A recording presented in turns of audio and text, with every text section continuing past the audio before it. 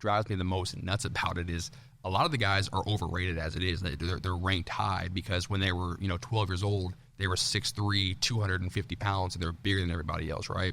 So they're 5-star since they were in 8th grade. So from 8th grade to the senior year of high school, everybody's kissing their butt, telling them how great they are. So they get to college, and they're not even that good, but because they think they are, because they've been told that, once they don't play, they're like, I'm gone, and they leave, right? So that's what it's becoming an issue. It's good the players get paid, but it's still, to me, it's crazy. Like, working in college football is crazy right now. Welcome to the WillPower Podcast, where we uncover the secrets of success and share the wisdom of exceptional individuals. I'm your host, William Gomez, and as a real estate professional, I bring you insights from the world of real estate and beyond. Join me as I engage in captivating conversations with incredible guests from diverse backgrounds and industries, from top real estate moguls to trailblazing entrepreneurs and influencers. We dive into the mindsets and habits of successful people. If you love what you hear, don't forget to rate and review. Get ready to be inspired, motivated, and enlightened. Live life today on WillPower. All right, Cole Brown, thank you so much for being here, dude. Absolutely. Thank you for having me. Dude, I want to start off by recognizing that you and I met at a networking event. Yes. And let me ask you, do you think we would ever be here if I would have given you a business card? Probably not. Honestly, I remember you posted a story of us, and I went back the next day. I was like, that was a good guy. I'm going to go follow him. And then obviously that led to me DMing you, and here we are. So thought that was a lot more efficient than the business card approach. So I've done different podcasts on the power of social media, the power of networking now in 2024, 2023, Yeah. And I think I just wanted to point that out because so many people are very like, I got to go to this networking event. Yesterday, you and I had lunch, and we talked about hey, here are some best practices to network better and everything. But if you're in a sales position, you think of like networking as a job, which it is a job, but you're just like kind of like checking something off a list. And so you go, you take your your 10, 20 business cards, and then you start. You can't even have like a real authentic conversation with somebody because you're just like chomping at the bit of like, here's my business card. Here's my business card. And then so for me, I just focus on having genuine conversations with people, and then from there connecting with them online. And then that story that I did, what did it do? It sent you a message right away. So then from there, it creates opportunity to actually make a connection. I agree. So I just wanted to point that out, that's how we met. For anybody listening that's still on the verge of like, man, I need to do social, or they think I'm doing social, but I think I'm going to stop because it's not for me, right? So for people that haven't heard your name, give us a little 1-minute introduction. Yeah, so I'm Cole Brown. Actually, I'm new to the area. I guess long story short, my background is football. I've lived all over the country. Grew up in Missouri, then moved to Kentucky, then Nashville for high school. Then after college, I've been in 5 different states, 5 different years, all over the place. Worked at East Tennessee State, Michigan State, the New York Giants, and Auburn, and now I'm here. So completely new transition for me, but I'm enjoying being somewhere for more than 1 year now, so it's nice. Yeah, and now you're a financial planner. Yes. And we kind of talked a little bit about kind of mix the two, and I was like, I left. We didn't talk about a podcast at all. Yeah. And I was like, man, that would be a really cool conversation to kind of get some behind the scenes, and then also just some basic information at a individual that's making a ton of money. We talked about if you are on the roster on an NFL team, you're making a minimum of about $1 million. Is that correct? Yeah, you're making. Yeah, I mean it's crazy. It's about 600,000 plus minimum per year. And then to now people that you're helping, everyday people that you said a couple that's making, let's say, $80,000. Which if you're living in Tulsa, Oklahoma, if you're a family making $80,000, you're living great. Yeah. You're doing pretty good. Yeah. So as opposed to like New York, which you've lived there before, I would say that would equate to about 350,000 or so. We're talking about Brock Purdy, who people that don't know who he is, he's actually the quarterback that's going to be playing in the Super Bowl this year. And he's making like $350,000 a year. Yeah, no. In San Francisco. Yeah, which is crazy because all the taxes and everything. So yeah, it is. But he'll get paid here soon. So just a couple more years of that low pay, and then he'll be getting paid. And somebody like that, do you think, how much money do you think he's actually making? Because he can make whatever, picking up deals from like sponsored stuff, right? Yeah, so he can do both.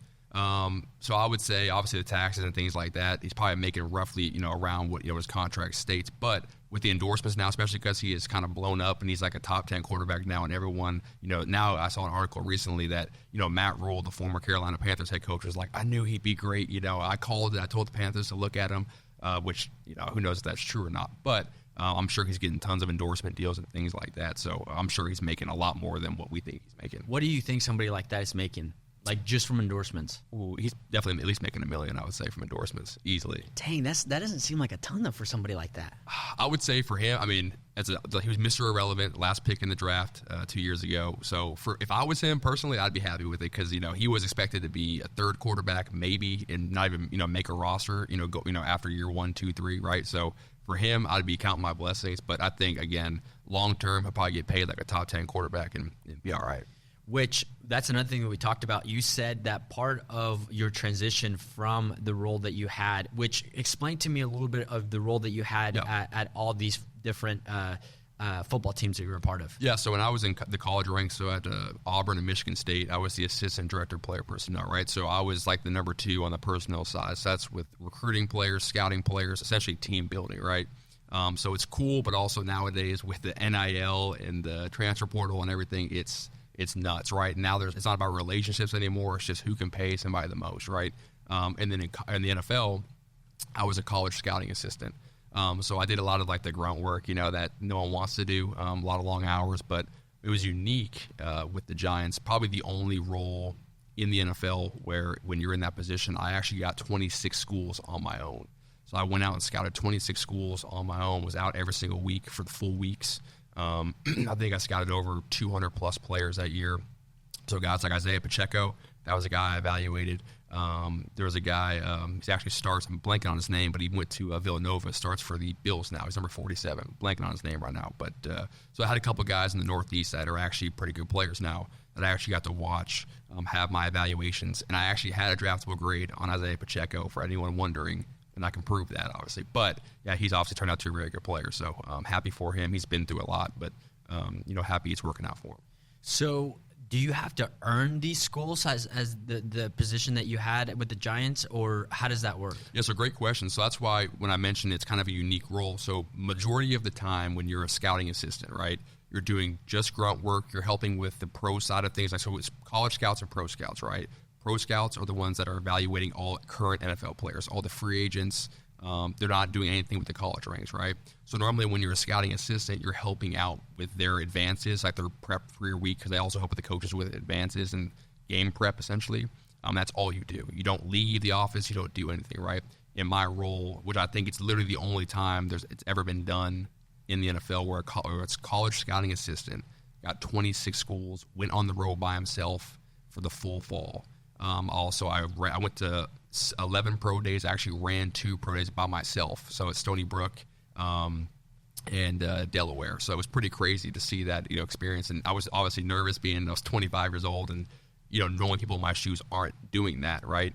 But it was a cool experience, unique, and definitely a dream come true when I was there. Something that we talked about that you just mentioned again, that things changed the game whenever the NIL and the transfer portal stuff happened. Yeah.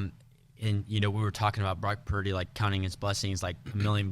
Like he has a roommate right now, which is still like insane to me. But so it's smart. Yeah. So I was telling you about, you said that about probably the top, 1 or 2 players of each D1 college is getting paid like millions. Millions. So I would say in the Power 5, realm of things, especially the Big Ten and the SEC, especially now with the whole mergers where like Oregon, USC, UCLA, they're going to the Big Ten, and then the SEC is getting Texas and Oklahoma, right? So I would say the top players every single year on those teams are getting significant money, right? Now, every team's NIL funding is different, but for them to keep the players, because now if they don't get paid, they can go leave and go to Bama or somewhere that will pay them, right? So I would say the top players and then the top high school recruits. Like the top, 50 to 100 players, those guys are getting paid. Obviously, number-wise, I don't know the figures, but I know it's instead of being like, hey, I have the best relationship with you, come be my player, I'll coach you up. It's more like, hey, who can pay me the best, right? And that's all they care about now. So that's kind of what to me it's changed the game. There's no loyalty anymore, and it's really hard to build teams because if the player gets mad that he's not playing, oh, I'm leaving, I'm transferring out, somebody will pay me more to go somewhere else and play, right? So it's really hard, back in the day when you had dynasties, right, like USC or even Alabama, at the beginning of that whole run, they were so good because they had depth. They had their third string player was still a 5-star, right? Well, I remember a couple of just in the somewhat recent years, a couple of their backup quarterbacks transferred to OU and ended up doing extremely well. Yep. That was Jalen Hurts. Yep. So Jalen Hurts, and then wasn't it the quarterback for the Miami Dolphins right now too? So Tua stayed at Alabama. Oh, he was did? there. Yeah. So they were competing, and Tua beat out Jalen. So when Jalen graduated, he grad transferred to Oklahoma, and then had a great. So that's not happening anymore. Like your backup quarterback is not. No, Jalen Hurts is a super high class guy from everything that I've ever read or heard about him. So that was a unique situation. Most quarterbacks, if they get beat out, gone. Especially at quarterback, because if you're not starting, you're probably not playing anything else. But even to the point now where, I think it was at Colorado, was it last year in Deion's first year, over 70 players entered the portal. That's not. That's a whole. They just pretty much redid the whole team. Got rid of the ones they didn't want, brought in the ones they wanted, and it's turning into more of the NFL free agency type of structure than an actual team building where you have guys that are sitting for a couple of years and then it's finally their turn. They don't want to wait anymore. And what drives me the most nuts about it is a lot of the guys are overrated as it is. They're ranked high because when they were 12 years old, they were 6'3", 250 pounds, and they're bigger than everybody else, right? So they're 5-stars since they were in 8th grade. So from 8th grade to the senior year of high school, everybody's kissing their butt, telling them how great they are. So they get to college, and they're not even that good, but because they think they are, because they've been told that, once they don't play, they're like, I'm gone, and they leave, right? So that's it's becoming an issue. It's good the players get paid, but it's still, to me, it's crazy. Working in college football is crazy right now. And being a second-string quarterback in college is not the best place to be, But we did talk about that if you're a second-string or even a third-string quarterback, that you can kind of prolong your career. What's the average career in the NFL? Yeah, about 3.5 years is the average career. So that's why being a backup quarterback, you last for 10, 12 years and just kind of rack up the money. That's the way to go. So somebody that's a third-string, second or backup quarterback, or even just barely made it on the team, and it's making $900,000 a year, $1 million a year, whatever that is, and then somebody on your everyday life, your average American, in your position now as a financial advisor, what are some of the things that you find that both of them have in common, and then what are some of the biggest similarities, would you say? Yeah, so I'll say this, kind of like we talked about yesterday, and what I love about this role as a financial planner, right, is where I always want to start, it's risk management, right? It's the fundamentals or the foundation. You can't build a house without a foundation, right? So no matter if you're making $30,000 a year, $1 million a year, whatever it is, you want to make sure you have the foundational pieces in place, right? So what does that mean? That means having a budget, right, where you have an allocated budget philosophy of whether it's what we call 70-15-15, which is 70% towards fixed and living expenses, 15 for discretionary, and 15 for goal funding per month. Some people could be 60-20-20, which is the same thing, a little bit more aggressive with the saving and the discretionary. So having that established, right? Having an emergency fund of at least 3 to 6 months of your fixed expenses. Why is that important? Because if say you lose your job, now you have 3 months where you can pay for all your required bills to get you through until you find another job, right? Or if an unexpected medical expense or any kind of emergency pops up, you have that money set aside. So instead of diving into your credit card and getting into debt, you have that set aside, right?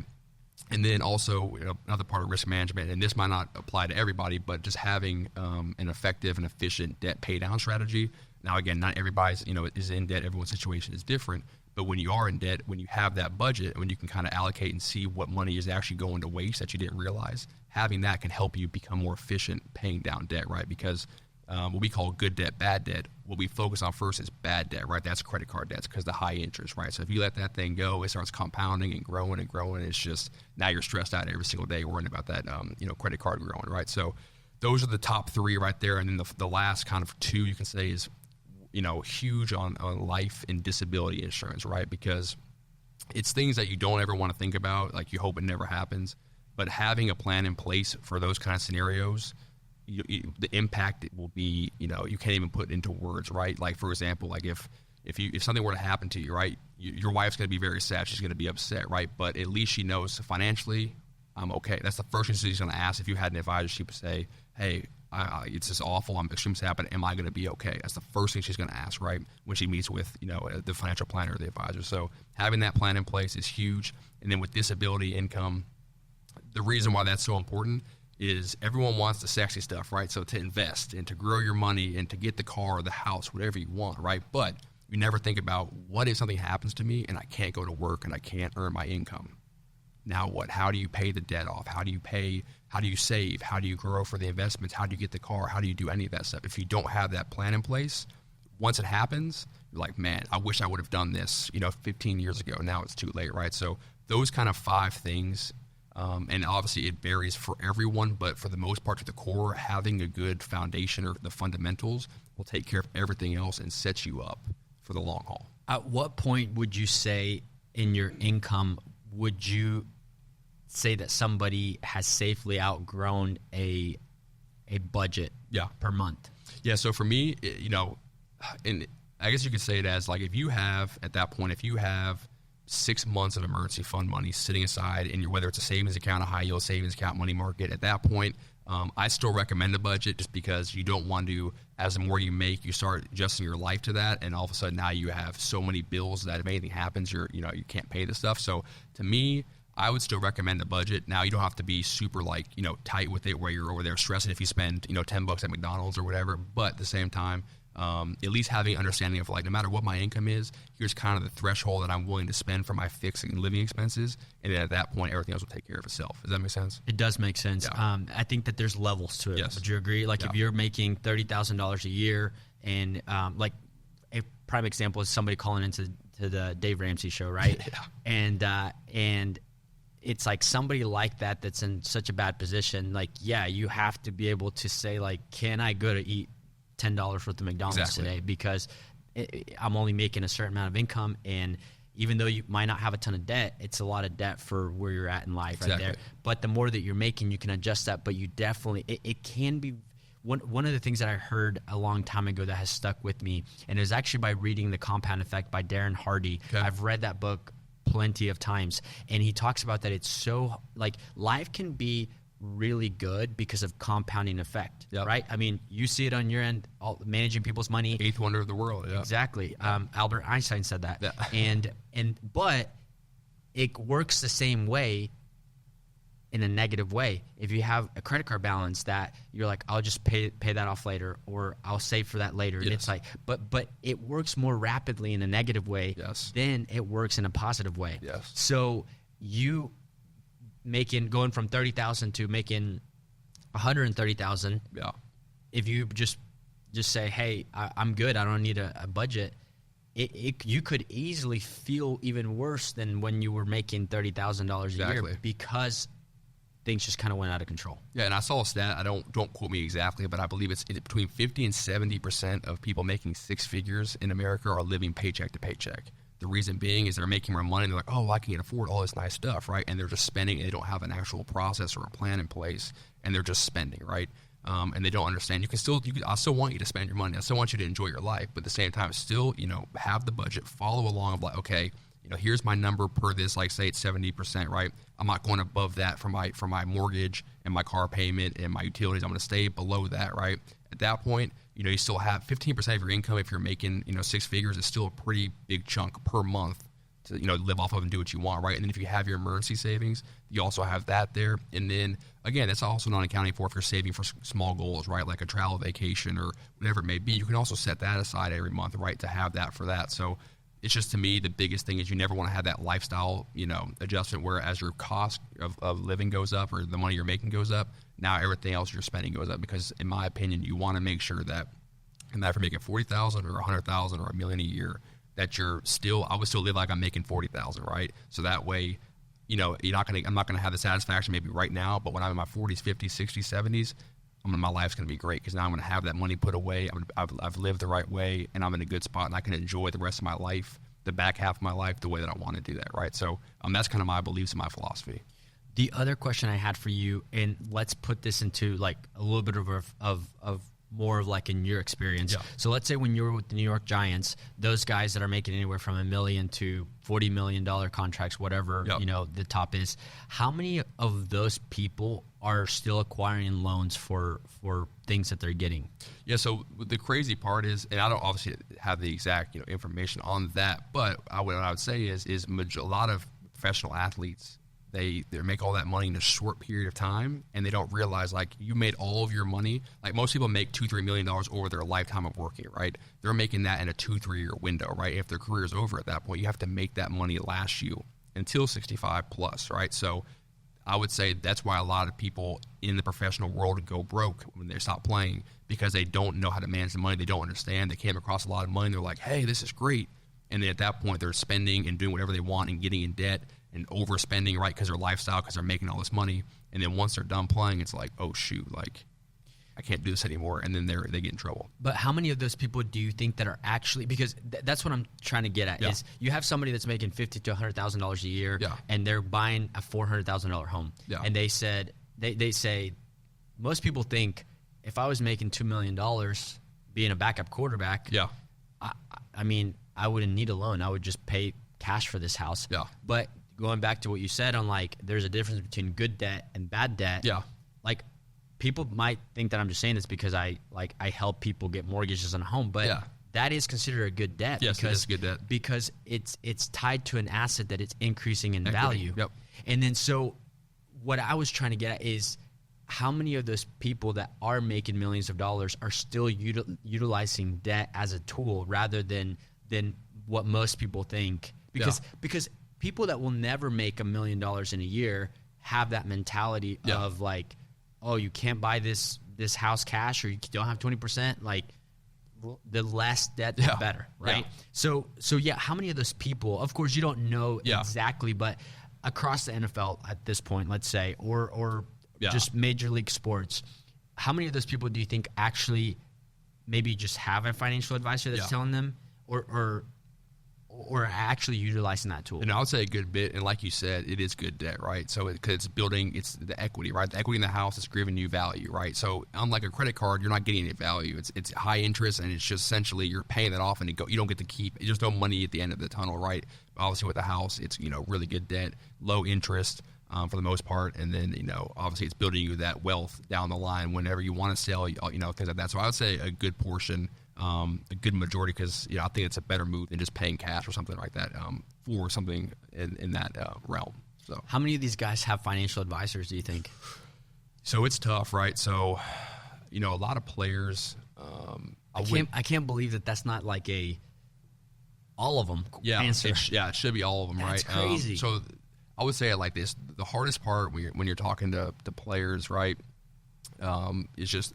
So when you're any kind of professional celebrity, when you have a good status, a high status, right, everyone's in your ear, right? So everyone. So they have their friends giving them advice. They have other, maybe they're the player development, team at their current team or whatever, right? So they have so many people in their ears.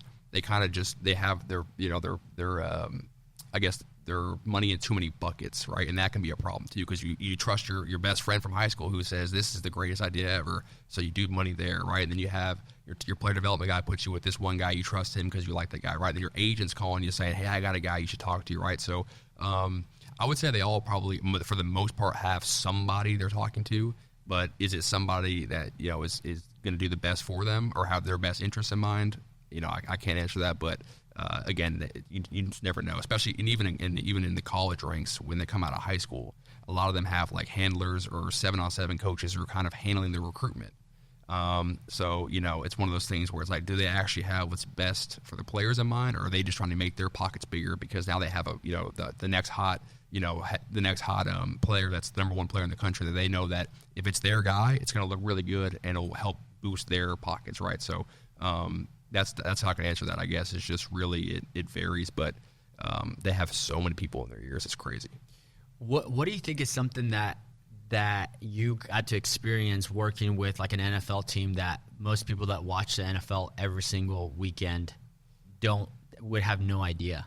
Yeah, I would say everyone, if you're not working in football, everyone says, oh, if I could work in football, I would go do it. I would love to do it. It's a dream job until you actually do it, right? Until you're working 80-plus hours a week, until you're working every single weekend. You never get to have time with family, friends. You have to miss everyone's wedding. You only get 2 weeks out of the year to vacation. Like, I mean, it's crazy. So everyone would love to do it, they say, until they do it. And I would say, now obviously, this isn't some kind of official stat, but I would say if you ask majority of people in football, they'll be like, man, like this, I only got one more year of this, and I'm getting out, kind of thing, right? So it's, everyone thinks it's great, but I would never go back personally. It's just all work. There's no work-life balance at all. And you're talking across the board. Yeah, you're not talking about just coaches or the position you have. Across the board, and it's even worse in college.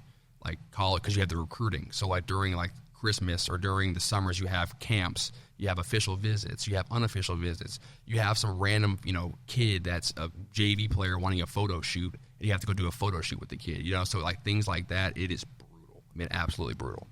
And it's a lot less pay in college. Yes. Which we talked about that yesterday. What keeps a college coach rather than getting promoted to the NFL? Yeah, I would say truly it's about they don't have the connection with somebody in the NFL. But I can guarantee you, anyone in college, if they got the offer to go to be an NFL coach, they would leave in a second. And you see it. You see a lot of these coaches making that jump. They don't want to come back because it's brutal. I remember actually I was having a discussion. I'm not going to name names, but with some coaches at the Giants back at the time, and one of the coaches had come from college like the year prior. And he said, somebody asked, hey, if they were to name you the defensive coordinator at so-and-so school, would you go? He was like, heck to the no. I don't care how much they're paying me. I'm not going back to college. Like, I'm not doing it. So that just kind of shows you, like, where the state of college football is and how much of, like, a grind it is right now. Because, again, it's crazy. And so you actually followed in your dad's footsteps because he was a coach for how long? Yeah, so my dad played in the league for 8 years, and then he coached for over 20 years. Oh, he played in the league? Yeah, he did. What did he play? He was a defensive back for the Houston Oilers, so now they're the Tennessee Titans now. So it was unique because he played for them, and then he beat them in the Super Bowl with the Rams back in '99, and then he coached for them from 2012 to 15. So that's crazy. And one of the is he like a really big guy? Oh, he's about my height, my size. He has more of a gut than me. Defensive back. Oh, defensive back. Okay, gotcha. Yeah. I was like, man. I was like, he'd be a very small defensive end. Yeah, no doubt. So one thing that I found very, very, I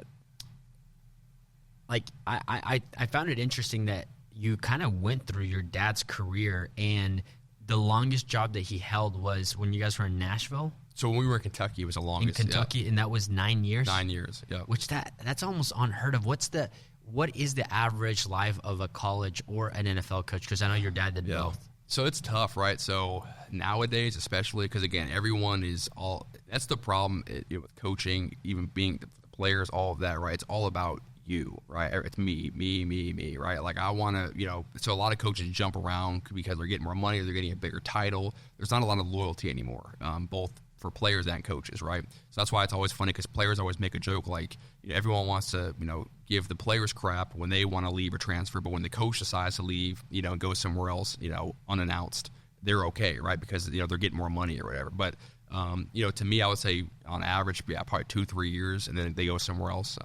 It used to be a lot more where people were staying in places longer, but nowadays, and with all the social media and stuff too, coaches, everybody wants that praise, everybody wants that, sense of like, I've made it. So everyone's balancing it. A lot of the older coaches will be sticking around, be more loyal, but all the young guys, they're just trying to kind of make their way up as quick as possible. Something we didn't talk about yesterday, but I'm curious to get your thoughts on. What are your thoughts on Deion Sanders and his whole low thing?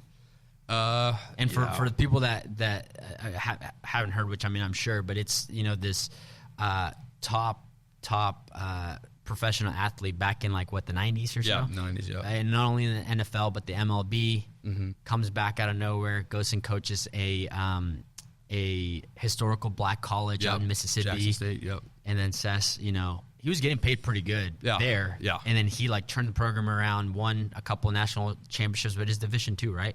So he went to the championship his last year and lost. Actually, he was undefeated. They were 14-0, I believe, and they lost. It's Division I AA FCS.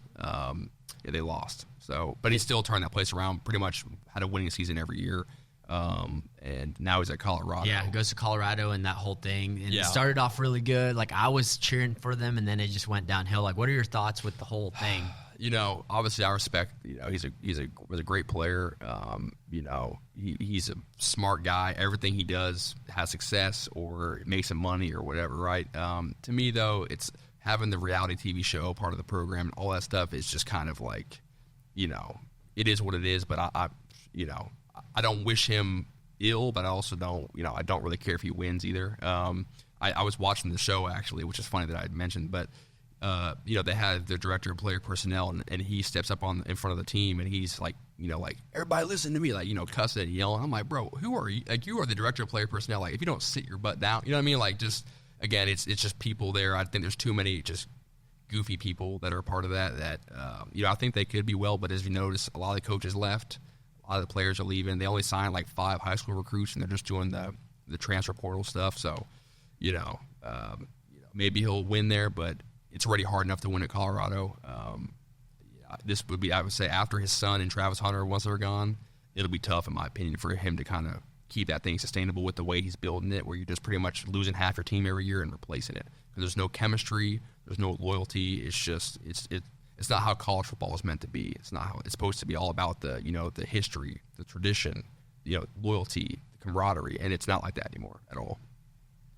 But doesn't that kind of mirror like the NFL, like how the NFL is? Yeah, that's exactly. So yes, the difference with the NFL though is if you make it to the NFL, you are a top 1% player. No matter if you are the practice squad player all the way to the number 1 player in the NFL, right? You are still the top 1% of football players. If you go to college, there might be 4 guys on your whole entire roster that are actually NFL type players, right? So it's like a lot of these guys, this is gonna be the last time, these 4 years are the last time they're ever playing ball. You know, you'll have the Travis Hunters, the, you know, Shadur Sanders that are gonna probably go to the NFL or whatever, right? But for the most part, this is their last chance, and then they're gonna be doing things like I'm doing, right? Like working in finance or working, you know, in marketing or whatever, right? Or business or owning their own stuff. That this is it for them, right? So you're taking away the experience because you're just trying to make it too much of like, if you can't win for me right now, get out of my team, right?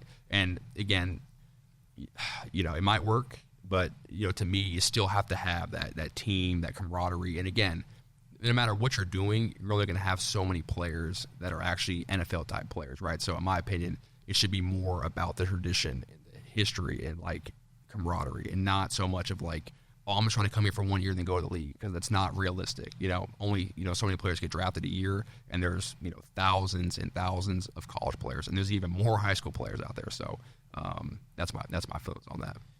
Do you think there's a big difference between the show that you watch there and, like, let's say Hard Knocks on the NFL? Like, do you think that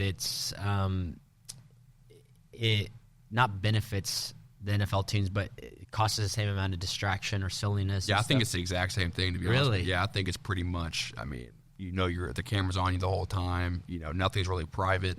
And then a lot of the people, because also I remember it's kind of like an interview as well for coaches, for players, everybody, because, you know, if you're getting recorded or you're having an interview, you're talking, people are watching, right? So you have a lot of people like that director of player personnel guy, like going up and trying to be all loud and obnoxious, like bro, like, you're a director of player personnel, you're not even a coach, like what are you doing, right? Like, you go anywhere else that's actually like normal, and that doesn't happen, you know? So you know, they're just trying to get their 15 minutes. Yeah. And you know, and I don't know the guy personally, so I don't want to sit here and, like, you know, I don't know him. But at the same time, it's like, come on, bro. Like, so what landed your dad in Kentucky for the 9 years was that he was actually with St. Louis before. Yeah. Right? St. Louis Rams. That's actually where my in-laws live. Yeah. And I never got to go to a Rams game. They had left before that happened. But the reason why he landed there is because something that happens more often than not is whether it's a new GM, a new owner, a new head coach, or whatever comes in, and they just kind of want to, you know, start over with new people. Yeah. Well, that's kind of what happened there, but your dad had connections that took him to Kentucky and then kept them there 9 years. Yeah. So one of the biggest things that you had to go through was that something similar like that happened to you at the New York Giants. So walk me through, like, how that, because now, of course, it's kind of easier to look back on that because you're in a completely different season of your life. Yeah. You're a financial planner. You're about to become a dad. Yeah. You've been a stepdad for the last, you know, couple years, which congratulations, by the way. Thank you. But take me back to to that time. Yeah. And like, how did you cope with that? And what truly made you say like, hey, I think my time here is done? Yeah. So, obviously, like I kind of mentioned earlier, working for the NFL was always a dream of mine. I always wanted to do it. Got the opportunity to work with the Giants, and I was so grateful. And especially with the role, getting to do so much more than I thought I'd ever get to do.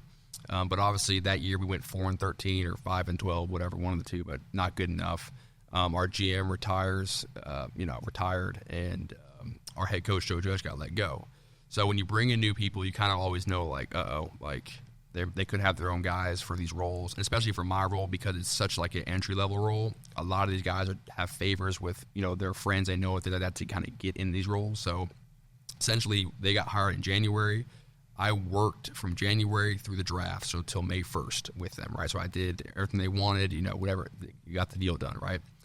Come May 1st, me and my other guy in the role, we get called in. They're like, hey, you guys are great, but we're going a different direction. We have some guys that we want to bring in, but we still want to help you guys get jobs elsewhere, in the league, and we want you to stay until May 31st. So I had to stay a full month at a place and do work. Like they were like expecting you to still work. Like you can't come in there and just mope and not do anything because, it builds because they would pretty much whenever you would go to interview elsewhere, they would have no problem to be like, hey, the last month he was here, he was not doing what he's supposed to do, which is, in my opinion, completely wrong. I think that is a joke that you can be let go and then expected to still do everything you're supposed to do. But regardless of that, so I had to like film practice and make roster cards and do all this stuff and go to these medicals downtown that I didn't want to have to do, right? But all the stuff I didn't want to do. And the first day I was pretty upset. I was, I don't say I was moping, but you could definitely tell I was kind of like, man, like I want to get out of here right now.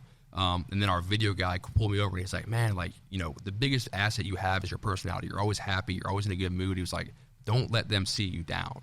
And he told me that. I was like, man, you're right. Like, I am upset. I am, pretty, aggravated, pissed off. But I was like, I'm never going to let somebody see me down, right? And I taught from I guess I learned, or the biggest lesson I learned from that was that no matter your situation, God's got a plan for you. It's going to work out. And as long as you, control what you can control, everything else will take care of itself, and you'll be all right. I mean, obviously, that led me to, I went to Auburn, actually got more pay when I was there, which was awesome. And then now I'm here, with my girlfriend, her daughter, and we have a daughter on the way. So life's crazy. You never think of it, but experiences, from what I've learned, everything happens for a reason, and you never realize that until you look back 5-10 years. You're like, man, if that didn't happen, I wouldn't be here. And that really was like the biggest eye-opener for me, because up until that point, it was kind of like I was moving up. Like I went from Pro Football Focus, and then I went to East Tennessee State, then Michigan State, then the NFL. So I was like, man, I'm going up and up and up. I had this great role. I was doing all these things that pretty much area scouts do. Then I had a quick, hard fall just down where I was like, man.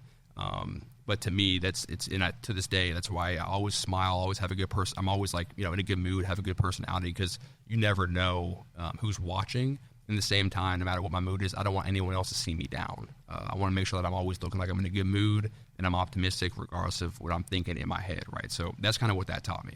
Yeah, and the reason I wanted to kind of hear that is because so many people, they hate going through the valleys, yeah. But without those valleys, those peaks don't, they're not as enjoyable. Yeah. And people don't realize, like, I'm hoping that at least one person listening to this is going through a hard time and listens to you and has that hope that, hey, I'm going through this for a reason. Yeah.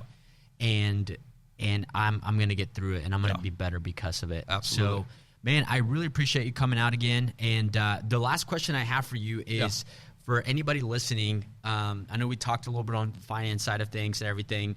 What is one thing when you're meeting with clients that your, let's say, average person doesn't really think about, and then whenever they meet with you or a financial advisor, they kind of like, it's like, whoa, why didn't I think of that? Yeah. And this is like just something that I can change to just be able to make my financial life a little bit better. What is something like that? Yeah, so I would say overall, pretty much the risk management, which is like the budget, emergency fund. No one really thinks about it, but the biggest thing in that bucket of the risk management, right, is the budget, right? So many people, don't realize how much money they actually have that they could be saving or putting towards other things because they're spending it because they're not tracking it. So that to me is like pretty much universally like the number one thing, where if you actually follow a budget and follow the philosophies that people teach, you'd be like, oh wait, I actually have an extra $1,000 I didn't realize I had that was just going towards shopping or whatever, right? So that to me is probably the number one thing. Is there somewhere that you would lead them to maybe kind of start? Of course, they can reach out to you and stuff like that, but where would be the best way to start if you're wanting to start a budget? Yeah, so to me, it's I'm trying to think. So Dave Ramsey, he has a budget that's pretty. You have to pay for it. But to me, honestly, I would just go and learn, whether it's YouTube, reading a book, a podcast. A lot of people talk about 70, 15, 15, like I mentioned. Obviously, you can come to me. That'd be huge. But that to me is just really like what I would do when I was first starting out, just learning about the financial world. Right? I didn't go to college for finance. I didn't get a degree in finance. And honestly, until I was probably 23, I didn't even really, care about this. I would just, I have $2,000 in my account. Perfect. In 2 weeks, it gets replenished, right? That's kind of how I live my life. But I just researched. And it's so easy to do your own research. It takes a little bit of time, and you can be light years ahead of everyone else if you just take some time to do that, right? They don't teach it in school for a reason, because they want people to spend money, right? It's how how the economy works. You spend money, the more you spend, the better the economy is going, right?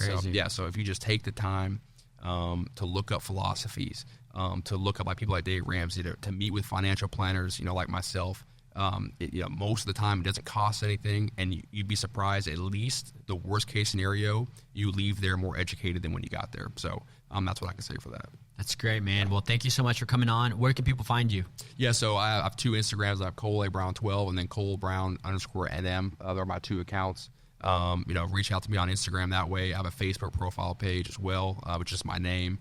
That's kind of the main three that I use. Also LinkedIn, it's just my name as well. But would love to help out any way I can, answer any questions from risk management all the way through to retirement planning. So you have my information and hit me up. So. Good deal, man. I appreciate you coming on. Yes, sir. I appreciate it.